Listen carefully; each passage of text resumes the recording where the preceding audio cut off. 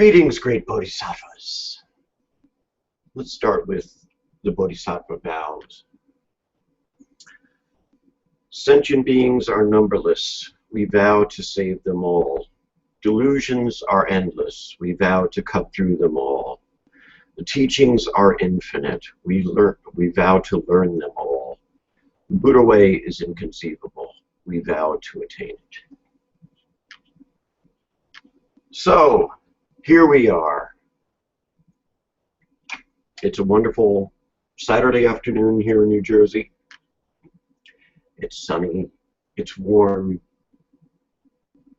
It's everything you'd want a Saturday afternoon to be. And maybe it's rainy and cold and Sunday where you are, but such is life. So today's talk is called The Great Cosmic Lightbulb.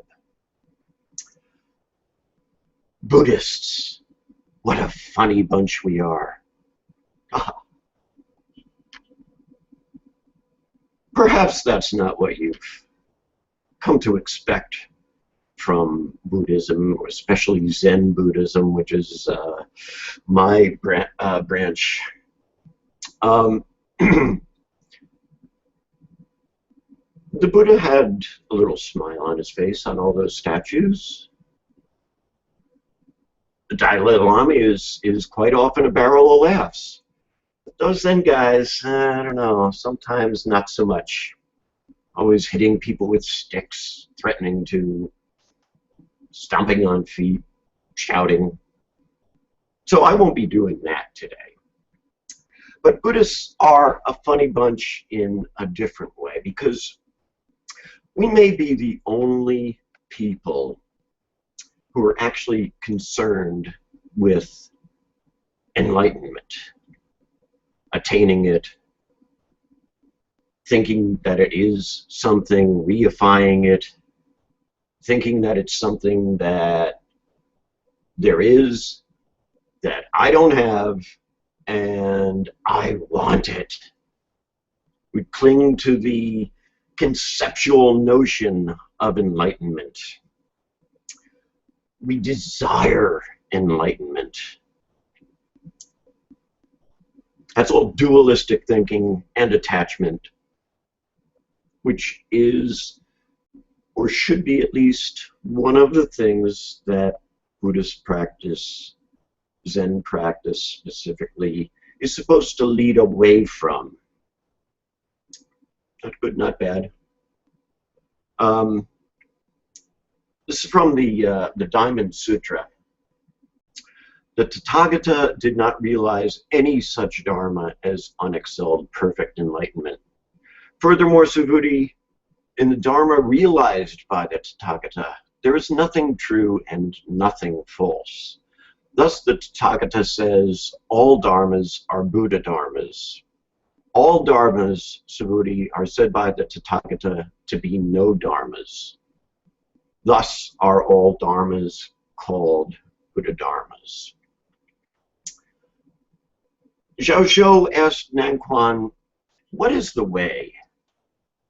Nanquan said, ordinary mind is the way. Should I turn toward it or not?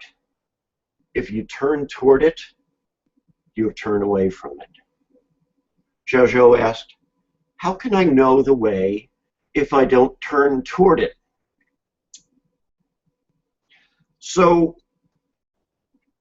this great cosmic light bulb of enlightenment, yes, the pun was intentional.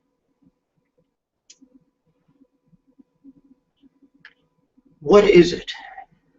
Well, we just heard that it's something that even the Buddha didn't attain, the verb being the important word in there. Nanquan just flat out said, ordinary mind is the way. So if we're in the process of seeking for this thing called enlightenment, among other things, we have to drop the notion that there is enlightenment. If thinking that there is enlightenment I don't have it, I want it, I'm clinging to it, I'm attached to it. Boy, am I not enlightened. That's all part of the problem. If we go around going about our business day to day, moment to moment, and respond correctly to a given situation. Inzan was always fond of putting things in terms of situation, relationship, and function. And the function is what we do given the situation and the relationship we have with maybe other people, whatever the dharmas might be in that situation. So I always bring up the example of a kid running into traffic. Correct response to that situation is grab the kid. Keep them from running into traffic and getting hurt. We can get into all the semantical arguments about no birth, no death, the kid, the car are all empty. But the reality of the situation at hand is that there's a kid. He's running into traffic. And the correct response, the one that intuitively we come up with, is grab. Doesn't require thinking. It doesn't require consideration. It requires just intuitive, correct response.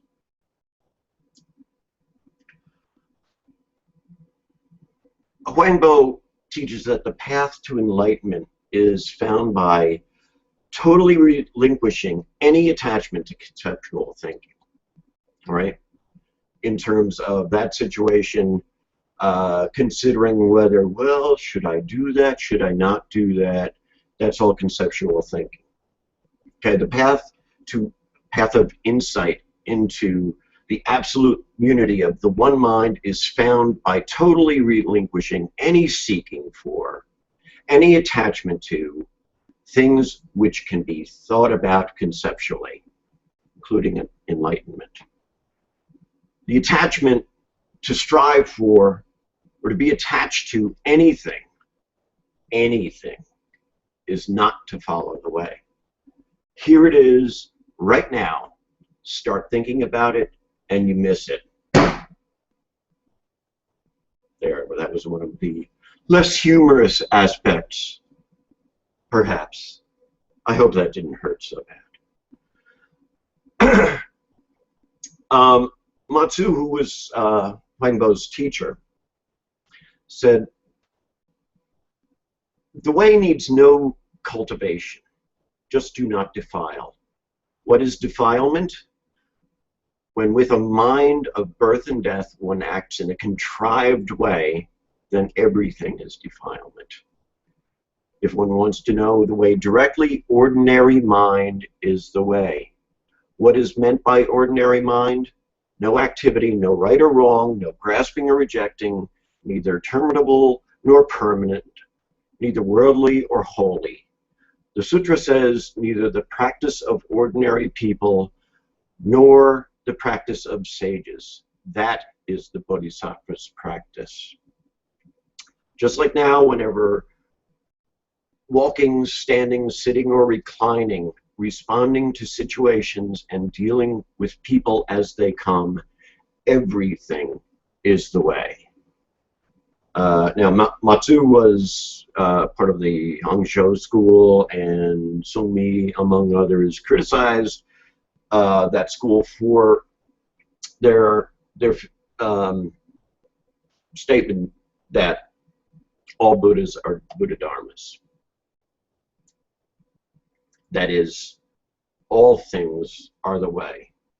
But you'll notice he says it's ordinary mind, and that it's not the practice of ordinary people. It's also not the practice of sages. So is that just one of those excessively paradoxical things that you know, Zen is famous for? Um, Perhaps.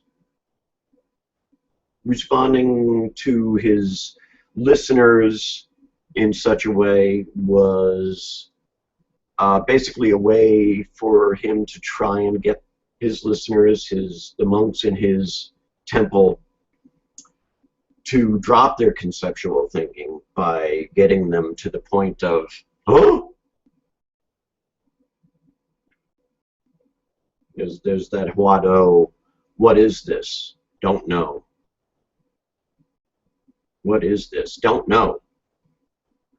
What is this? I don't know. Who is this that's feeling that? I don't know. We drop it.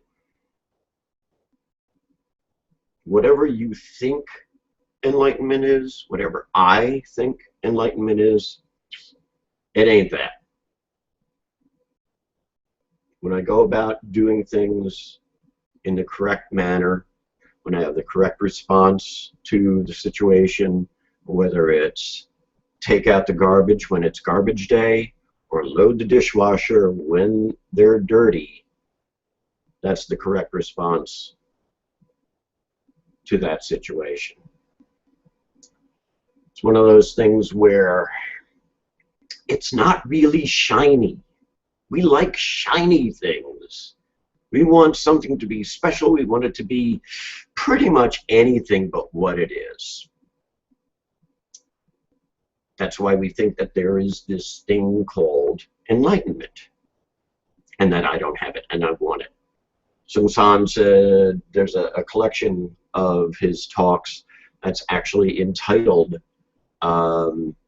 Ordinary Mind, Wanting Enlightenment is Big Mistake.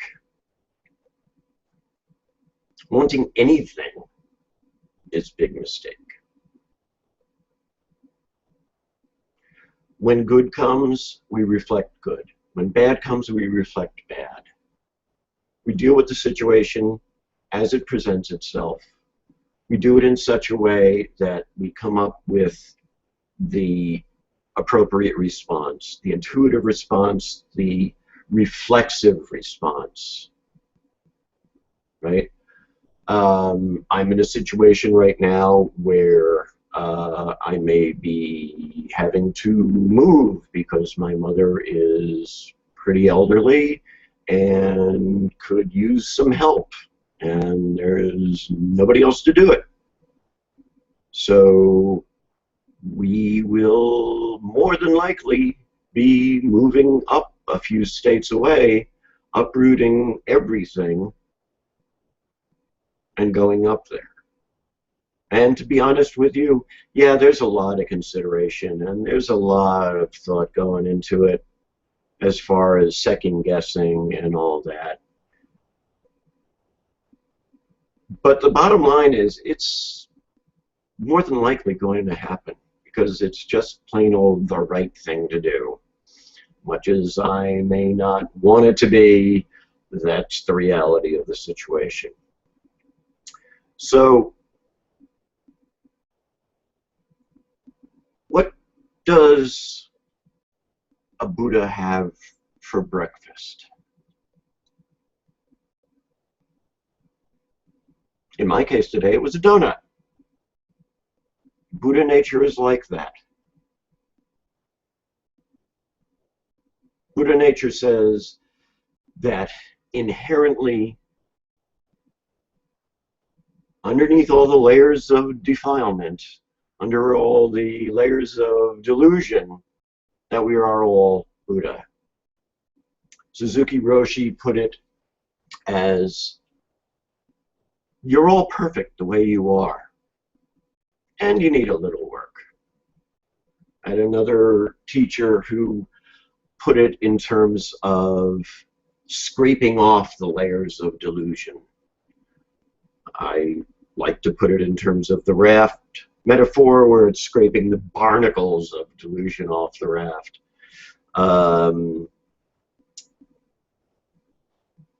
That's just the way I express things. As to whether anybody gets out of it or not, hopefully someone will. If not, by going through this, maybe I am. So, where is this great cosmic light bulb?